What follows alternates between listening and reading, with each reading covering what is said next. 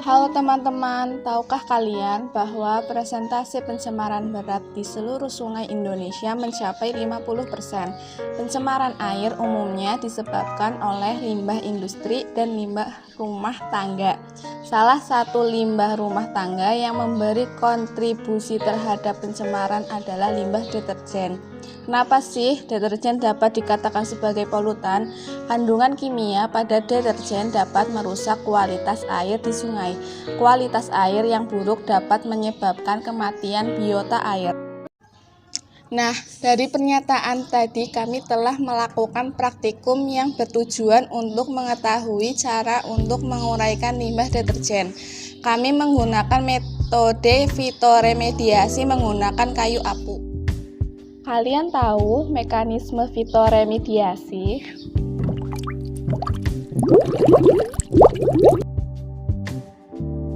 Akar tanaman akumulator akan menyerap zat polutan yang terdapat pada limbah deterjen. Kemudian, zat polutan yang diserap akan diubah menjadi zat yang lebih bersih oleh mikroba yang ada di tanaman akumulator. Pada akar tanaman akumulator terdapat bakteri pemecah. Bakteri pemecah akan merombak zat polutan menjadi zat sederhana seperti asam lemak dan asam amino hingga diperoleh amonia, nitrat, nitrit, dan nitrogen. Senyawa hasil rombakan akan menguap, namun perlu diketahui bahwa bahan anorganik seperti mineral, amonia, dan nitrogen akan diserap oleh tanaman akumulator.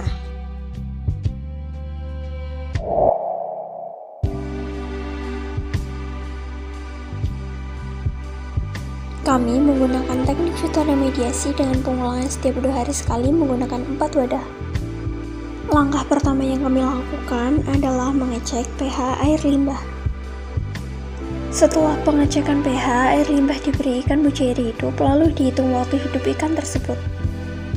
Setelah ikan mati, wadah berisi air limbah diisi dengan kayu apu, kemudian dibiarkan selama 24 jam. Setelah 24 jam, penutup wadah dibuka dan dibiarkan merembes selama 24 jam lagi. Langkah-langkah tadi diulangi hingga wadah keempat. Dari praktikum yang kami lakukan diperoleh data berupa pH air dan waktu hidup ikan. Pada wadah pertama, pH air adalah 9 dengan waktu hidup ikan 31 menit. Pada wadah kedua, pH air adalah 8 dengan waktu hidup ikan 26 menit. Pada wadah ketiga, pH air adalah 7 dengan waktu hidup ikan adalah 18 menit.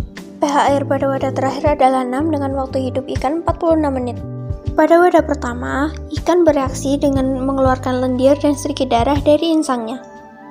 Pada wadah kedua, ikan bereaksi hanya dengan mengeluarkan lendir. Pada wadah ketiga, ikan bereaksi dengan mengeluarkan lendir, namun dengan jumlah yang lebih sedikit. Sedangkan pada wadah keempat, ikan bereaksi dengan tidak mengeluarkan lendir maupun darah.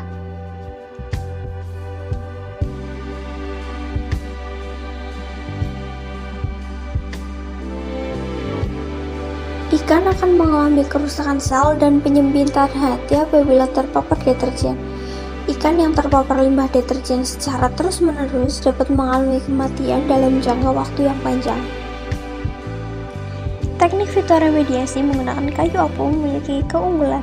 Di antaranya yaitu prosesnya mudah diterapkan, dapat mengurangi jumlah polutan yang besar, biaya operasional yang terjangkau, ramah lingkungan, dan mudah diawasi.